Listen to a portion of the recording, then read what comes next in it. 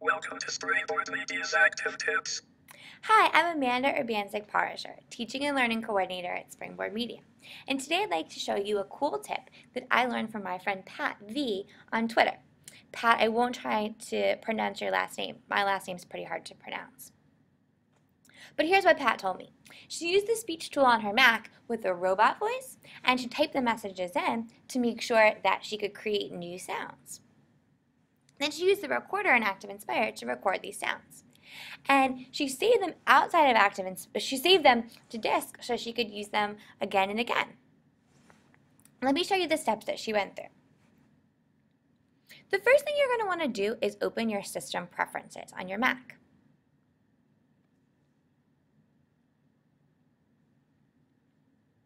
There are ways to do this on your PC, but off the top of my head, I don't know them. So this one's going to be focused right on your Mac. I'm going to go to Dictation and Speech. And I'm choosing the voice. Zarvox here is that robot voice. And I'm going to check off Speak Selected Text when key is pressed. Option Z. You could change that key. And I'm going to close that. Now, you can type these into Word, but this works anywhere in your system. So I typed it right into ActivInspire. I'm going to hit Option Z. Great job. So I can hear the robot voice saying that statement.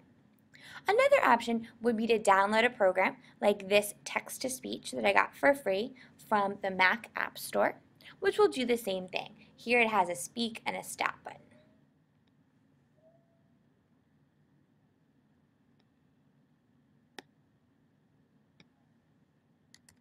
I set up the recorder in Inspire to record off-page and save the files to my desktop.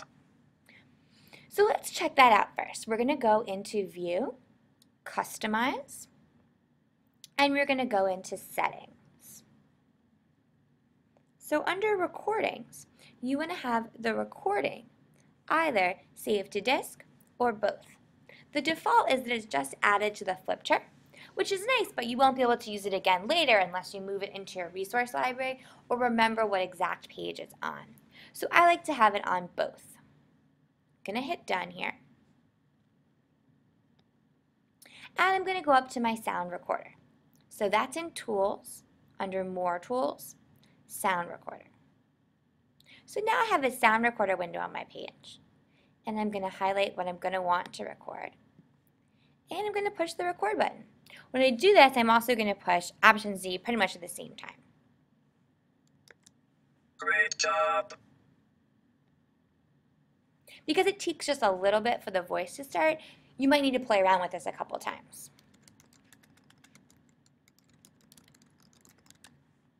The default here is My Sounds, and I found this a great place where you can easily access these again in your resource library.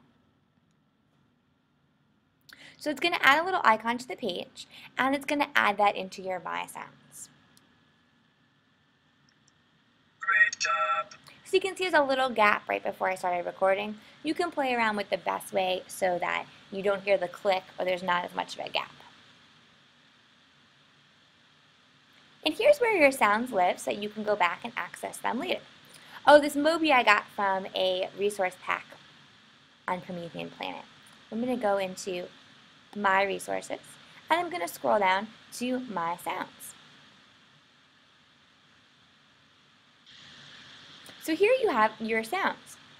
You can play around with the different voices available in something like text-to-speech or the different voices on your Mac in System Preferences. Or there's lots of online places that will do text-to-speech as well. So if you're using a PC, you could do that and use Sound Recorder as well. So thanks, Pat, for such a great idea. If you want to follow Pat on Twitter, here's her Twitter handle.